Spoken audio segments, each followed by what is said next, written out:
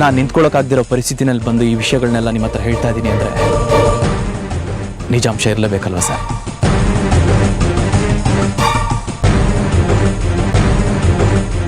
ಇದು ನನ್ನ ಒಳ್ಳೆಯದಕ್ಕೆ ಅನ್ನೋದಕ್ಕಿಂತ ನಿಮ್ಮಂಥ ಒಳ್ಳೆಯವ್ರಿಗೆ ಮೋಸ ಆಗಬಾರ್ದು ಅನ್ನೋ ಉದ್ದೇಶ ಇಟ್ಕೊಂಡೆ ನಾನು ಇಲ್ಲಿಗೆ ಬಂದಿರೋದು. ನೀವು ಅಬ್ಸರ್ವ್ ಮಾಡಿರಬೇಕು ಸರ್, ಮಾಯಾಗೆ ಹಠ ಜಾಸ್ತಿ, ಎಲ್ಲ ನಾನು ಅನ್ಕೊಂಡಿದ್ದ ರೀತಿನೇ ನಡಿಬೇಕು ಅನ್ನೋ ದುರಾಸೆ ಅವಳಿಗೆ. ಅವಳು ಇಷ್ಟು ದಿವಸದಿಂದ ನಿಮ್ಮನ್ನೇ ಮದುವೆ ಆಗಬೇಕು ಅಂತ ಕಾಯ್ತಾ ಕೂತ್ಕೊಂಡಿದ್ದಾಳೆ ಅಂದರೆ ಅದಕ್ಕೆ ಕಾರಣ ನಿಮ್ಮ ಹತ್ರ ಇರೋ ಆಸ್ತಿ, ಜೊತೆಗೆ ಆ ಮನೆ ಮೇಲೆ ಹಿಡಿತ ಸಿಗುತ್ತೆ ಅನ್ನೋ ದುರಾಸೆ. ಇದೆಲ್ಲ ನೀವು ಮನೆಗೆ ಬಂದಾಗ ಹೇಳ್ಬೋದಿತ್ತಲ್ಲ, ಈಗ ಯಾಕೆ ಹೇಳ್ತಿದ್ದೀರಾ? ಹಾಗೆ ಹೇಳಕ್ ಬಂದಾಗಲೇ ನಾನೀಗ ಬದಲಾಗಿದ್ದೀನಿ. ಈ ಮನೆಯಿಂದ ನಾನು ಆದಷ್ಟು ಬೇಗ ದೂರ ಹೋಗ್ತೀನಿ ಅಂತ ಮಾತು ಕೊಟ್ಲು. ಆದರೆ ಯಾವುದೇ ಕಾರಣಕ್ಕೂ ನಾನು ಮದುವೆ ಆಗಿರೋ ವಿಷಯ ಮುತ್ತು ಅವ್ರಿಗೆ ಗೊತ್ತಾಗಬಾರ್ದು ಅಂತ ಕೇಳ್ಕೊಂಡ್ಲು. ನೀನು ಊರಿಗೆ ಬಂದಿದ್ದೆ ನನ್ನ ಮದುವೆ ನಿಲ್ಸೋಗೆ ಅಂತ ನನಗೆ ಗೊತ್ತು. ನಿನ್ನ ಹತ್ರ ಇರೋ ಆಧಾರನ ಇಟ್ಕೊಂಡು ಮುತ್ತು ಮಾವನ ಹತ್ರ ಎಲ್ಲ ವಿಚಾರ ಹೇಳಬೇಕು ಅಂತ ಅಂದ್ಕೊಂಡಿದ್ದೆ. ಅದಕ್ಕೆ ಎಲ್ರಿಂದ ದೂರ ಇರ್ತೀನಿ, ದೂರ ಹೊರಟೋಗ್ತೀನಿ. ದಯವಿಟ್ಟು ನಾನು ಎಲ್ಲಾದ್ರೂ ದೂರ ಹೊರಟೋಗ್ತೀನಿ ಪ್ಲೀಸ್. ಅದಕ್ಕೆ ನೀನಿದು ಯಾವ ವಿಚಾರನೂ ಮುತ್ತು ಮಾವಂಗೆ ಹೇಳ್ಬೇಡ, ಏನು ಹೇಳ್ಬೇಡ ರಾಜ. ಯಾವಾಗ ಅವಳು ನಿಮ್ಮನ್ನೇ ಜೈಲಿಗೆ ಕಳಿಸಿದ್ಲೋ ಆಗಲೇ ಅಂದ್ಕೊಂಡೆ ಇವಳು ತುಂಬ ಡೇಂಜರಸ್ ಗರ್ಲ್ ಅಂತ. ಅವಳು ಯಾವತ್ತೂ ಬದಲಾಗಲ್ಲ ಸರ್, ಬದಲಾಗಿದ್ದೀನಿ ಅಂತ ನಟಿಸ್ತಾಳೆ ಅಷ್ಟೇ. ನಮ್ಮ ಜೊತೆನೇ ಇದ್ದು ನಮಗೆ ಸ್ಕೆಚ್ ಹಾಕ್ತಾಳೆ. ಹುಟ್ಟುಗುಣ ಸುಟ್ಟರು ಹೋಗಲ್ಲ ಅಂತಾರಲ್ಲ, ಹಾಗೆ ಆ ಮಾಯಂಗೆ ಸರಿಯಾಗಿ ಸೂಟ್ ಆಗುತ್ತೆ. ಅಲ್ಲ ಸರ್, ನೀವು ಸ್ಟೇಷನ್ಗೆ ಬಂದು ವಿಷಯ ಎಲ್ಲ ಹೇಳ್ಬೋದಿತ್ತಲ್ಲ. ಬಂದಿದ್ದೆ ಸರ್, ನಿಮ್ಮ ಮುಂದೆ ತಪ್ಪೊಪ್ಸೋಣ ಅಂತ ಅವಳನ್ನ ಕರ್ಕೊಂಬಂದಿದ್ದೆ. ಆದರೆ ಅಲ್ಲಿ ನಡೆದಿದ್ದೆ ಬೇರೆ.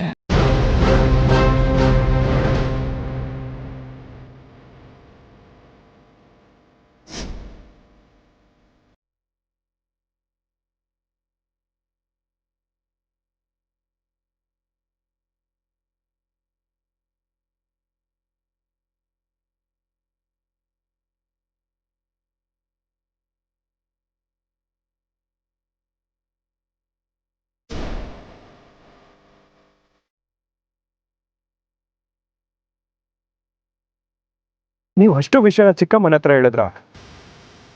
ಅವ್ರು ಯಾವ ವಿಷಯನ ನನಗೆ ಹೇಳಿಲ್ವಲ್ಲ ಸರ್? ಹೇಗೆ ಹೇಳ್ತಾರೆ ಸರ್? ಮಾಯಂಗೆ ಸಪೋರ್ಟ್ ಮಾಡ್ತಿರೋದೇ ನಿಮ್ಮ ಚಿಕ್ಕಮ್ಮ. ಅವ್ರು ಯಾಕೆ ಸರ್ ಸಪೋರ್ಟ್ ಮಾಡ್ತಾರೆ? ಯಾಕಂದ್ರೆ ಮನೆ ಅಧಿಕಾರ ಕೈ ಬಿಟ್ಟು ಹೋಗ್ಬಾರ್ದು ಅನ್ನೋದೇ ನಿಮ್ಮ ಚಿಕ್ಕಮ್ಮನ ಉದ್ದೇಶ. ನಾನು ಮನೆಯಿಂದ ಹೊರಗಡೆ ಹೋಗ್ತಿದ್ದಾಗೇನೆ ಆಕ್ಸಿಡೆಂಟ್ ಆಯಿತು. ಈ ಆಕ್ಸಿಡೆಂಟ್ ಮಾಡಿಸಿದ್ದು ಬೇರೆ ಯಾರು ಅಲ್ಲ ಸರ್, ನಿಮ್ಮ ಚಿಕ್ಕಮ್ಮ. ನೀವು ಅಂದ್ಕೊಂಡಾಗೆ ನಿಮ್ಮ ಚಿಕ್ಕಮ್ಮ ಒಳ್ಳೆಯವರಲ್ಲ ಸರ್. ದಯವಿಟ್ಟು ಸರ್, ದಯವಿಟ್ಟು ಅವ್ರ ಬಗ್ಗೆ ಕೆಟ್ಟಾಗಿ ಮಾತಾಡಬೇಡಿ. ಅದನ್ನು ತಡ್ಕೊಳ್ಳೋ ಶಕ್ತಿ ನನಗಿಲ್ಲ. ನೋಡಿ ಮುತ್ತವ್ರೆ, ನೀವು ನಿಮ್ಮ ಚಿಕ್ಕಮ್ಮನ ತುಂಬ ನಂಬಿದ್ದೀರ ಅಂತ ನನಗೆ ಚೆನ್ನಾಗಿ ಗೊತ್ತು. ಆದರೆ ಸತ್ಯ ಒಂದಲ್ಲ ಒಂದು ದಿವಸ ಗೊತ್ತಾಗಲೇಬೇಕಲ್ವಾ? ಅದಿವತ್ತೇ ಯಾಕೆ ಗೊತ್ತಾಗಬಾರ್ದು? ನನ್ನ ದೇವರು ಅಂತ ಪೂಜ್ಸೋ ನನ್ನ ಚಿಕ್ಕಮ್ಮನ ಬಗ್ಗೆ ಈ ರೀತಿ ಮಾತಾಡಬೇಡಿ ಸರ್. ಅವ್ರು ನನ್ನ ಉಸಿರು, ನನ್ನ ಜೀವ ಸರ್. ನಾನು ಯಾರನ್ನಾದ್ರೂ ಕಣ್ಣು ಮುಚ್ಕೊಂಡು ನಂಬ್ತೀನಿ ಅಂದರೆ ಅದು ನನ್ನ ಚಿಕ್ಕಮ್ಮನ ಮಾತ್ರ. ನನ್ನ ಚಿಕ್ಕಮ್ಮನ ಮೇಲೆ ಪ್ರಾಣನೇ ಇಟ್ಕೊಂಡಿದ್ದೀನಿ ಸರ್. ಈ ರೀತಿ ಎಲ್ಲ ಮಾತಾಡಿ ನನಗೆ ಗಾಯ ಮಾಡಬೇಡಿ. ನಿಮ್ಗೆ ಇದನ್ನೆಲ್ಲ ಹೇಳೋದ್ರಿಂದ ನನಗೆ ಸಿಗಬೇಕಾಗಿದ್ದೇನೂ ಇಲ್ಲ ಸರ್. ನನ್ನ ಉದ್ದೇಶ ಒಂದೇ, ನನಗಾಗಿರೋ ಅನ್ಯಾಯ ಬೇರೆ ಯಾರಿಗೂ ಆಗಬಾರ್ದು. ನೀವು ತುಂಬ ಒಳ್ಳೆಯವರೇ ಸರ್. ನಿಮ್ಮ ಸುತ್ತಮುತ್ತ ಇರೋ ಜನ ತುಂಬ ಕೆಟ್ಟವರು. ಮಾಯಾ ಮತ್ತು ನಿಮ್ಮ ಚಿಕ್ಕಮ್ಮನ ಯಾವುದೇ ಕಾರಣಕ್ಕೂ ನಂಬಕ್ಕೆ ಹೋಗ್ಬೇಡಿ. ಹೇಗೆ ಸರ್ ನೀವು ಮಾತು ನಂಬಲಿ? ಇದಕ್ಕೆ ಸಾಕ್ಷಿ ಆಧಾರ ಏನಾದರೂ ಇದೆಯಾ? ಆಧಾರ ಇದೆ ಸರ್. ಆಧಾರ ಇಟ್ಕೊಂಡೆ ನಾನು ಇಲ್ಲಿಗೆ ಬಂದಿರೋದು.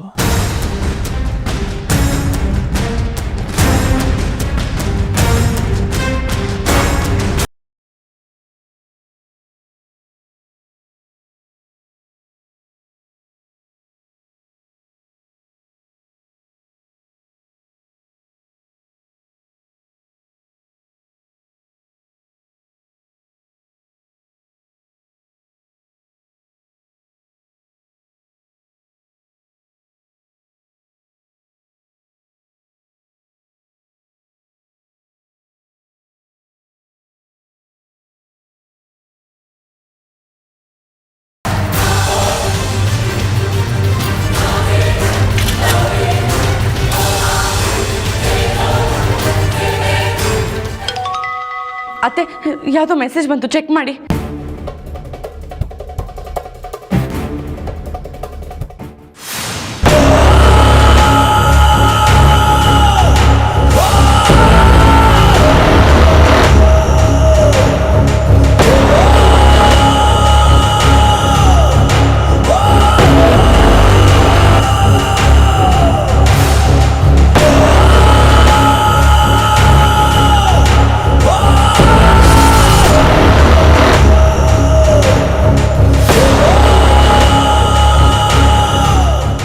ಅತ್ತೆ ಏನತ್ತೆ ಇದೆಲ್ಲ?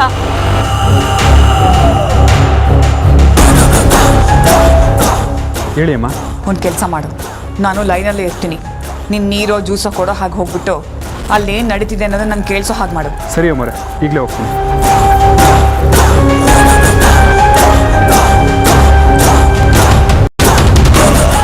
ನನಗೇನು ಮಾಡಬೇಕು ಅಂತಾನೆ ಗೊತ್ತಾಗ್ತಿಲ್ಲ ರಾಜಾ ಸರ್. ಇಷ್ಟು ದಿನ ನಾನು ನಂಬಿದ್ದೆಲ್ಲ ಸುಳ್ಳು ಅಂತ ಹೇಳ್ತಿದ್ದೀರಾ. ನನ್ನ ಕಣ್ಮುಂದೆ ನಡೆಯೋದೇ ಒಂದು, ಅದರಿಂದ ಬೇರೆನೇ ಕತೆ ಇದೆ ಅಂತ ಹೇಳ್ತಿದ್ದೀರಾ. ನನಗೆ ಏನು ಮಾಡಬೇಕು, ಯಾವ ನಿರ್ಧಾರ ತಗೋಬೇಕು ಅಂತಾನೆ ಗೊತ್ತಾಗ್ತಿಲ್ಲ. ನಿಮ್ಮನ್ನ ನಂಬಲೋ ಚಿಕ್ಕಮ್ಮನ ನಂಬಲೋ ಗೊತ್ತಾಗ್ತಿಲ್ಲ ಸರ್. ಜೀವನದಲ್ಲಿ ಫಸ್ಟ್ ಟೈಮ್ ಸರ್ ಇಷ್ಟೊಂದು ಕನ್ಫ್ಯೂಷನ್ ಅಲ್ಲಿರೋದು.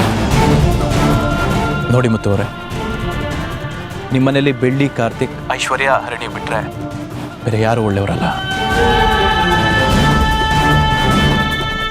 ಮಾಯಾ ನನ್ನ ಜೀವನನ ಹಾಳು ಮಾಡಿದ್ದಾಳೆ. ಈಗ ನಿಮ್ಮ ಜೀವನನೂ ಹಾಳು ಮಾಡ್ತಿದ್ದಾಳಲ್ಲ ಅನ್ನೋ ಆತಂಕ ನನಗೆ. ನೋಡಿ ಮುತ್ತು ಅವರೇ, ನಿಮ್ಗೆ ಎಷ್ಟು ಟೈಮ್ ಬೇಕೋ ಅಷ್ಟು ತಗೊಳ್ಳಿ, ಆದರೆ ಒಂದು ಒಳ್ಳೆ ನಿರ್ಧಾರ ತಗೊಳ್ಳಿ. ನೀವು ಹೇಳ್ತಿದ್ದೀರಾ ಅನ್ನೋ ಒಂದೇ ಒಂದು ಕಾರಣಕ್ಕೆ ಚಿಕ್ಕಮ್ಮನ ಹತ್ರ ಹೋಗಿ ಕೇಳ್ತೀನಿ ಸರ್.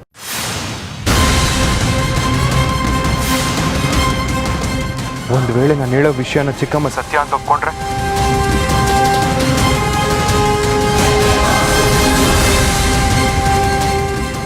ಏನಾದರೂ ಆಗಲಿ ಚಿಕ್ಕಮ್ಮನ ಒಂಟಿಯಾಗಿ ನೀಲಗಿರಿ ಬೆಟ್ಟದ ಹತ್ರ ಕರ್ಕೊಂಡು ಬರ್ತೀನಿ. ನೀವು ಅಲ್ಲಿಗೆ ಬನ್ನಿ, ನಿಮ್ಮ ಮುಂದೆನೇ ಅವ್ರ ಹತ್ರ ಮಾತಾಡ್ತೀನಿ. ಒಂದು ವೇಳೆ ನೀವು ಹೇಳಿದ್ದೆಲ್ಲ ಸತ್ಯ ಅಂತ ಗೊತ್ತಾಗಬೇಕು, ಆಮೇಲಿದೆ.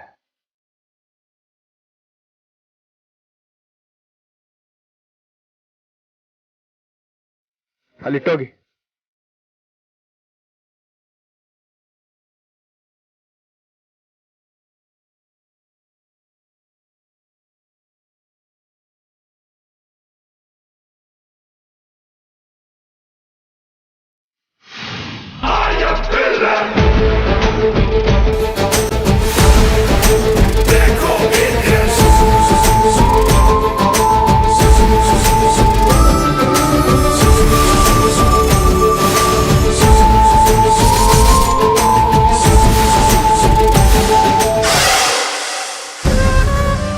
ರಾಜ ರಾಜ ರಾಜ ಸತ್ತ ಅನ್ನೋ ಸಂಭ್ರಮದಲ್ಲಿ ಖುಷಿ ಪಟ್ಟೆ. ಹೇಗ್ ಬದುಕ್ದ ಅವನು? ನನ್ ಪ್ಲಾನ್ ಎಲ್ಲ ನನಗೆ ಯಾಕೆ ಉಲ್ಟಾ ಆಗ್ತಿದೆ? ನನ್ ಬದುಕಲು ಮುಳ್ಳಾಗಿದೆಯಲ್ಲ ರಾಜ. ಬದುಕೋಕ್ಕೂ ಆಗದೆ, ಸಾಯಕ್ಕೂ ಆಗದೆ, ಚಿತ್ರ ಹಿಂಸೆ ಕೊಟ್ಟು ನರಳಿಸ್ತಾ ಇದೀಯಾ. ನನ್ನ ನಿನ್ನ ಮಧ್ಯೆ ಇದ್ದಿದ್ದ ರಿಲೇಶನ್ಶಿಪ್ನ ಇವತ್ತಿಗೆ ಎಂಡ್ ಮಾಡ್ತಿದ್ದೀನಿ. ದಯವಿಟ್ಟು ನನ್ನ ಮಗುನ ನನಗೆ ಕೊಟ್ಬಿಡು. ಈಗ ನಾನು ಹಾಸ್ಪಿಟ್ಲಿಗೆ ಯಾಕೆ ಬಂದಿದ್ದೀನಿ ಅನ್ಕೊಂಡಿದ್ಯಾ? ಮಗುನ ತೆಗ್ಸೋದಕ್ಕೆ. ಸೊ ಮಿಸ್ಟರ್ ರಾಜ್, ಇದು ನಮ್ಮಿಬ್ರು ಕೊನೆ ಭೇಟಿ. ನನಗಿನ್ಯಾವತ್ತೂ ಕಾಣಿಸ್ಕೋಬೇಡ. Good bye. ನೀನೇನೋ ದೊಡ್ಡ ಶ್ರೀಮಂತ ಅಂತ ನಾಟಕದ ಪ್ರೀತಿ ಮಾಡಿದೆ. ಸಿಕ್ಕಿದ 3 ತಿಂಗಳಿಗೆ ನಿನ್ ದುಡ್ಡಿನ ಮೋಹಕ್ಕೆ ಬಿದ್ದು ನಿನ್ ಜೊತೆ ಸಂಬಂಧ ಬೆಳೆಸ್ದೆ. ನನಗೆ ಬೇಕಾಗಿದ್ದು ನಿನ್ ದುಡ್ಡು ಅಷ್ಟೇ ರಾಜ, ನಿನ್ ಪ್ರೀತಿ ಅಲ್ಲ. ಅದು ಯಾವತ್ತೂ ಬೇಡವೂ ಬೇಡ. ಅವನಿಗೆ ಹುಟ್ಟಿದ ಮಗುನು ತೆಗೆದು ಬಿಸಾಕ್ದೆ.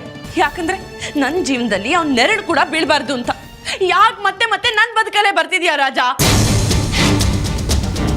ಇದಕ್ಕೆಲ್ಲ ಇರೋದು ಒಂದೇ ದಾರಿ. ಒಂದು ನೀನ್ ಸಾಯ್ಬೇಕು, ಇಲ್ಲ ನಾನ್ ಸಾಯ್ಬೇಕು. ಯಾರು ಸಾಯ್ಬೇಕು ಮಾಯಾ?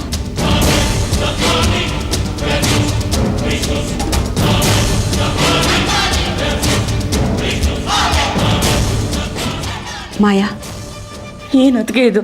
ನನ್ನ ಬದುಕಲ್ಲಿ ಏನಾಗ್ತಿದೆ ಅಂತಾನೆ ನನಗೆ ಗೊತ್ತಾಗ್ತಿಲ್ಲ. ಒಂದು ಸುಂದರವಾದ ಕನ್ಸು ಕಟ್ಕೊಂಡು ಬದುಕು ನಡೆಸ್ಬೇಕು ಅನ್ಕೊಂಡಿದ್ದೆ ತಪ್ಪ. ಯಾಕೆ ನನಗೆ ಹೀಗೆಲ್ಲ ಆಗ್ತಿದೆ? ಮಾಯಾ, ನಮ್ಮ ಬದುಕಿರೋದೇ ಹೀಗೆ ಅಲ್ವಾ? ನಾವು ನಡೆಯೋ ದಾರಿಯಲ್ಲಿ ಕಲ್ಲು ಮುಳ್ಳು ಸಿಗತ್ತೆ. ಹಾಗಂತ ನಾವು ನಡೆಯೋದನ್ನ ನಿಲ್ಲಿಸ್ಬಿಡ್ತೀವ? ಇಲ್ಲ ತಾನೆ. ಜೀವನಾನು ಹಾಗೆ ಏಳು ಬೀಳು ಇದ್ದಿದ್ದೆ. ಆದರೆ ಅದೇ ಜೀವನದ ಕೊನೆ ಅಲ್ಲ. ಕೊನೆ ಉಸಿರಿರೋವರೆಗೂ ಉಸಿರನ್ನ ಬಿಗಿಯಾಗಿಟ್ಕೊಂಡು ಗಟ್ಟಿಯಾಗಿ ನಿಲ್ಬೇಕು. ಆಗಲೇ ನಾವು ಅಂದ್ಕೊಂಡಿದ್ನ ಸಾಧಿಸೋಕ್ಕಾಗೋದು. ಸಾಕಾಗಿದೆ ಅದಕ್ಕೆ. ರಾಜ, ಮುದ್ದು ಮಾವ, ಬೆಳ್ಳಿ, ಆಸ್ತಿ, ಮದುವೆ ಎಲ್ಲ ಸಾಕಾಗಿದೆ. ಯಾವುದಕ್ಕೂ ತಲೆ ಕೆಡಿಸ್ಕೋಬಾರ್ದು ಮಾಯಾ. ದಾರಿ ಕಾಣಿಸಿದ ಕಡೆ ನುಗ್ತಾ ಇರಬೇಕು. ಅಮ್ಮ ಆಕ್ಸಿಡೆಂಟ್ ಮಾಡಿಸಿದ ಮೇಲೂ ಅವ್ನು ಬದುಕು ಬಂದಿದ್ದಾನೆ ಅಂದರೆ ಅವನನ್ನು ಸಾಯಿಸೋಕ್ಕೆ ನೀನು ಮಾಸ್ಟರ್ ಪ್ಲ್ಯಾನ್ ಮಾಡಲೇಬೇಕು. ನನ್ನ ಜೀವನದಲ್ಲಿ ಮತ್ತೆ ಅವ್ನು ಯಾವತ್ತೂ ಬರಬಾರ್ದು. ಆ ರೀತಿ ಮುಗಿಸ್ತೀನಿ.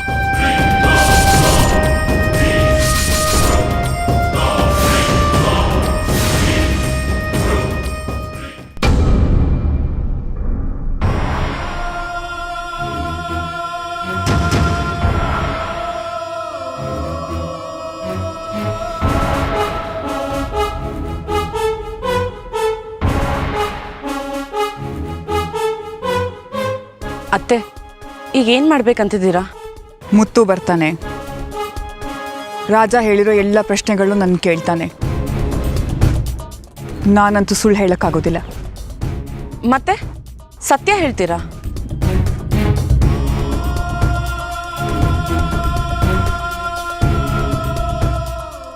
ಸುಳ್ಳು ಹೇಳಲ್ಲ, ಸತ್ಯನೂ ಹೇಳಲ್ಲ ಅಂದಮೇಲೆ ಏನು ಮಾಡ್ತೀರಾ? ನಿಮ್ಮ ಮೈಂಡಲ್ಲಿ ಏನು ಓಡ್ತಿದೆ ಅತ್ತೆ?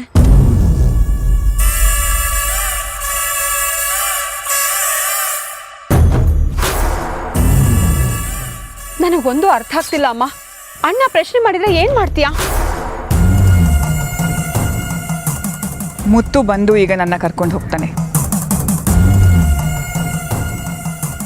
ಒಂದು ವೇಳೆ ಅವನು ನನ್ನ ಮೇಲೆ ಅನುಮಾನ ಬರೋ ಹಾಗೆ ಪ್ರಶ್ನೆ ಕೇಳಿದ್ರೆ ಬೆಟ್ಟದಿಂದ ಹಾರಿಬಿಡ್ತೀನಿ.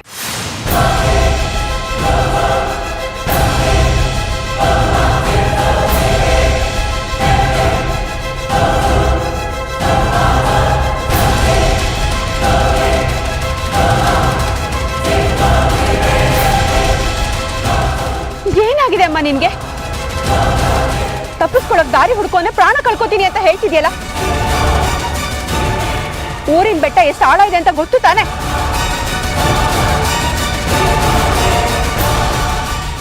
ಅತ್ತೆ, ದಯವಿಟ್ಟು ನೀವು ಈ ರೀತಿ ಯೋಚನೆ ಕೂಡ ಮಾಡಬೇಡಿ. ನಿಮ್ಮನ್ನೇ ನಂಬ್ಕೊಂಡು ನಾವೆಲ್ಲ ಇದ್ದೀವಿ. ನೀವು ಹೋದ್ರೆ ನಾವು ಬದುಕಿರೋದಾದ್ರೂ ಹೇಗೆ? ನಮಗೆ ನೀವು ಇರಬೇಕು ಅತ್ತೆ, ಅಷ್ಟೇ. ಈ ರಿಸ್ಕ್ ಎಲ್ಲ ಬೇಡ ಅಮ್ಮ. ಬೆಟ್ಟದಿಂದ ಹಾರ್ತೀನಿ ಅಂತ ಹೇಳಿದ್ನೆ ಹೊರತು ಪ್ರಾಣ ಕಳ್ಕೊತೀನಿ ಅಂತ ಹೇಳಿಲ್ವಲ್ಲ.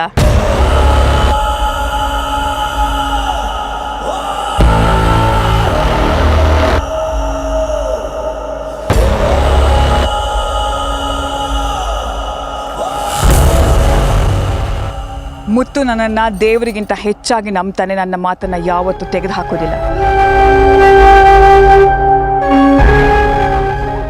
ರಾಜ ಬಂದು ಕೆಡಿಸಿರೋ ಅವನ ತಲೆನ ಸರಿ ಮಾಡಬೇಕು ಅಂದರೆ ನಾನು ಸ್ವಲ್ಪ ರಿಸ್ಕ್ ತಗೊಳ್ಳೇಬೇಕಾಗತ್ತೆ.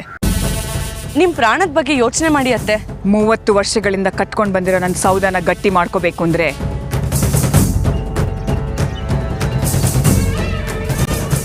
ಮುತ್ತು ಮುಂದೆ ನಾನು ಸಾಯಲೇಬೇಕಾಗತ್ತೆ.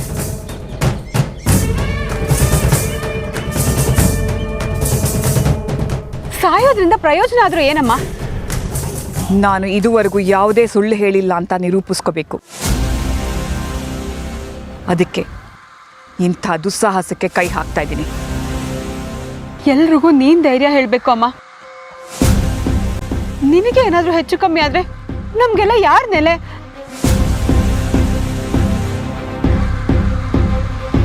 ಶರ್ಮಿಳಾ, ನಾಗಾರ್ಜುನ್ ಮಾವನ್ಗೆ ಬೆಟ್ಟದ ಕೆಳಗಡೆ ಬಲೆ ಹಾಸ್ಕೊಂಡು ಕಾಯ್ತಾ ಇರೋದಕ್ಕೆ ಹೇಳು. ಮುತ್ತು ನನ್ನನ್ನು ಪ್ರಶ್ನೆ ಕೇಳಿದ ಕೂಡಲೇ ನಾನು ಬೆಟ್ಟದಿಂದ ಹಾರ್ತೀನಿ. ಆಮೇಲೆ ಮಾವನ ಪರಿಸ್ಥಿತಿ ಏನಾಗ್ಬೋದು ಅತ್ತೆ? ನಾನು ಚಿಕ್ಕಮ್ಮನ್ನ ಅನುಮಾನ ಪಟ್ಟು ಪ್ರಶ್ನೆ ಕೇಳೋದಕ್ಕೆ ಬೆಟ್ಟದಿಂದ ಹಾರಿ ಪ್ರಾಣ ಕಳ್ಕೊಳ್ರು ಅಂತ ಅವನು ನಂಬ್ತಾನೆ. ನಂಬಿಸ್ಬೇಕು.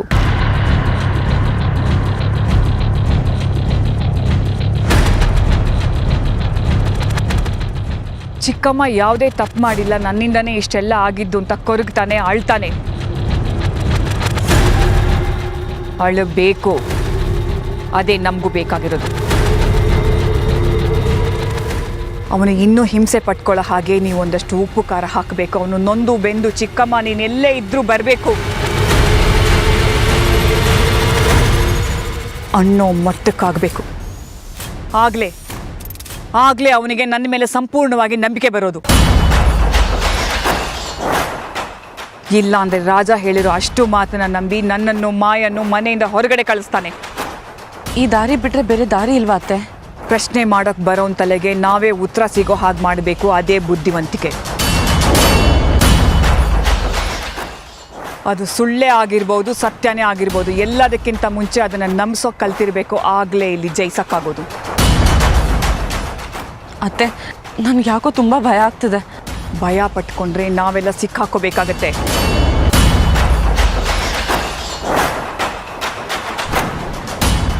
ಮುತ್ತು ಬರೋ ಹೊತ್ತಾಯ್ತು.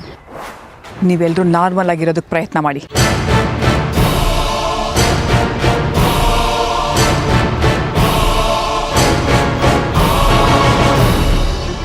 ಶರ್ಮಿಳಾ, ಕಣ್ಣೀರು ಒರೆಸ್ಕೊ.